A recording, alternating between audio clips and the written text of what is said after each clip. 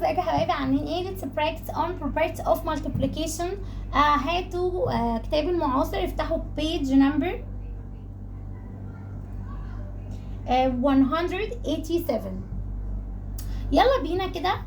سؤال نمبر 1 بيقولي 24 by 15 equal 15 by 24. يبقى represent the A property. ان انا كده عبرت البروبرتي عباره عن ايه؟ commutative، لان انا بدلت already. نمبر 2 بيقول لي 17 باي 1 equal 17. يبقى البروبرتي اللي استخدمتها هنا ايه؟ استخدمت هنا حاجه مطلعتها هي يبقى انا حاجه ملهاش لازمه، يبقى هي الايدنتيتي. يبقى انا هختار multiplicative identity اللي هي letter D. سؤال نمبر 3 بيقول لي 600 باي 3 هي equal 3 باي 600. يبقى letter D. برضو استخدمنا الكوميوتيتيف بروبرتي.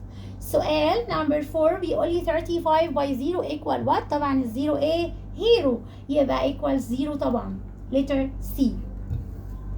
سؤال نمبر 5 بيقول لي 1 باي 15 equals كام؟ equals 15.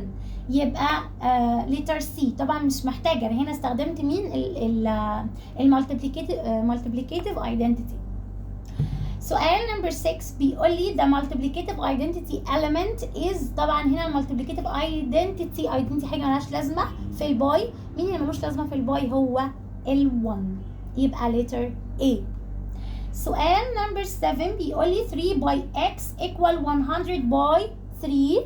يبقى الاكس ايكوال ايه؟ طبعا هنا برضو استخدم الكوميوتيتيف بروبرتي ان هو بدل ال 3 ريبيتد هنا وهنا، يبقى اللي ناقصه هي ال 100، يبقى الاكس ايكوال 100، يبقى letter B. سؤال نمبر 8 بيقول لي if A by 4 equal 4 by 2 then A equals A. طبعا هنا هنقول ال A هي equals 2 لانه استخدم الكوميوتيتيف بروبرتي، يبقى ال A equals 2 عشان تبقى 2 by 4 هي 4 by 2، يبقى ال A equals 2 اللي هي letter C.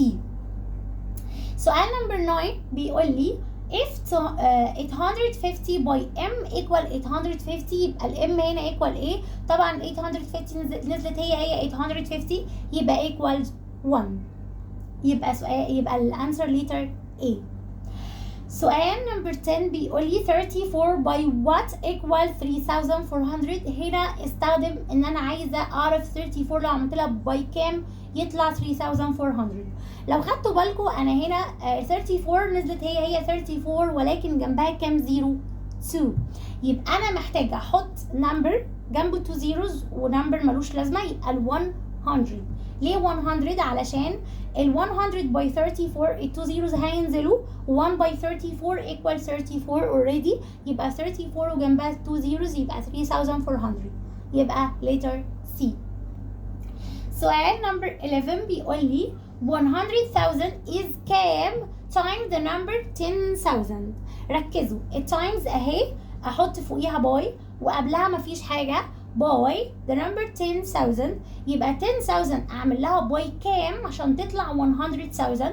لو خدتوا بالكم يا الموضوع كله عباره عن زيروهات، ال 10,000 فيها 4 زيروز، لما بقت 100,000 بقت فيها 5 زيروز، يبقى زائد زيرو واحد بس، يبقى انا عايزه 1 جنبها زيرو عشان تبقى 10 طبعا، يبقى ال 10 times the number 10,000 تطلع 100,000، يبقى الانسر هي 10 letter A.